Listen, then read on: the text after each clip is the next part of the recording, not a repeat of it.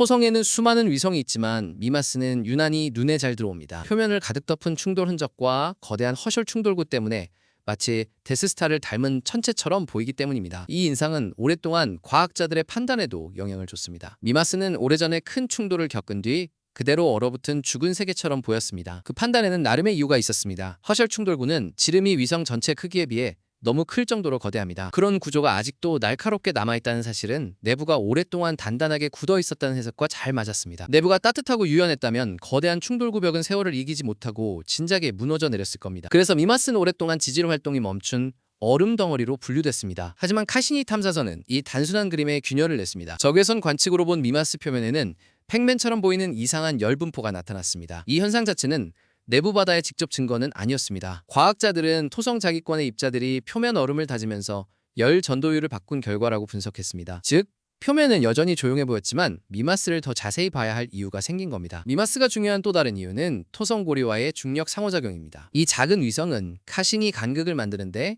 큰 역할을 합니다. 고리 입자와의 공명 때문에 입자들의 궤도가 흔들리고 결국 간극이 유지됩니다. 최근 연구는 여기서 한 걸음 더 나아가 미마스의 궤도 자체도 오랜 시간 바뀌어왔을 수 있다고 봤습니다. 그리고 바로 이 궤도 변화가 미마스 내부를 다시 생각하게 만든 단서가 됐습니다. 비슷한 크기의 엔셀라두스와 비교하면 문제는 더 선명해집니다. 엔셀라두스는 남극 분출과 지하바다로 유명합니다. 반면 미마스는 더 안쪽을 돌고 궤도 20률도 커서 조석 하열이 더 강해야 할 것처럼 보입니다. 그런데 실제로 활발한 쪽은 엔셀라두스였고 미마스는 얼어붙은 것처럼 보였습니다. 이 모순은 오랫동안 미마스 역설로 불렸습니다. 한때 가장 유력한 설명은 미마스가 너무 일찍 식어버렸다는 것이었습니다. 얼음이 완전히 단단해지면 중력에 따라 유연하게 변형되지 못합니다. 그러면 내부 마찰도 줄어들고 열도 잘 만들어지지 않습니다. 쉽게 말해 엔셀라두스는 계속 데워졌고 미마스는 가열이 끊긴 채 굳어버렸다는 설명입니다. 표면에 남은 오래된 상처들은 이런 해석을 더 그럴듯하게 보이게 했습니다. 그런데 2014년부터 이 설명을 흔드는 관측이 나왔습니다. 연구진은 미마스가 자전하며 보여주는 미세한 물리적 진동을 정밀하게 측정했습니다. 그 값이 완전히 고체인 천체라면 예상되는 수준보다 훨씬 컸습니다. 이 결과는 두 가지 가능성을 남겼습니다. 하나는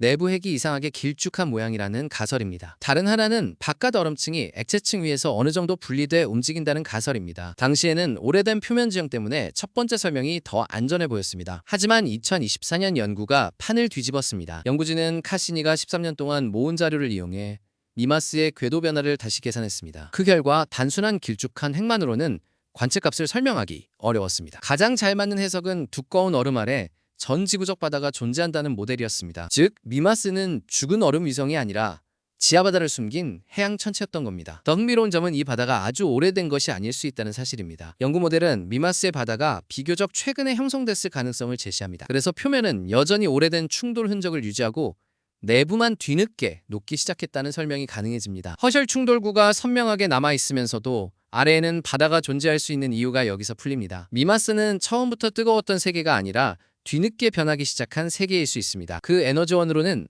최근의 궤도 불안정과 조석 가열 강화가 거론됩니다. 다른 위성과의 공명 변화가 미마스의 20류를 키우면 토성이 주는 중력 스트레칭도 커집니다. 그 마찰열이 얼음을 녹여 전 지구적 바다를 만들었을 수 있다는 뜻입니다. 이 그림이 맞다면 미마스의 바다는 영원히 유지되지 않을 가능성도 큽니다. 궤도가 다시 둥그러지면 가열은 약해지고 바다는 언젠가 다시 열기 시작할 수 있습니다. 그래서 미마스는 생명 가능성 논의에서도 독특한 위치에 놓입니다. 엔셀라두스처럼 이미 분출을 보여주는 세계는 아니지만 지금 이 순간 막 바다를 드러낸 초기 단계일 수 있습니다. 우리는 어쩌면 해양 천체가 태어나고 다시 식어가는 과도기를 보고 있는 셈입니다. 가장 지루하다고 여겨졌던 위성이 오히려 토성계의 진화와 생명 가능성 지도를 다시 그리게 만들고 있습니다. 미마스 이야기가 주는 가장 큰 교훈은 단순합니다. 표면이 조용하다고 해서 내부도 죽어있다고 단정할 수는 없습니다. 우주에서는 가장 익숙해 보이는 천체가 가장 늦게 비밀을 드러내기도 합니다. 미마스는 바로 그 사실을 보여주는 작은 해양 천체 후보입니다.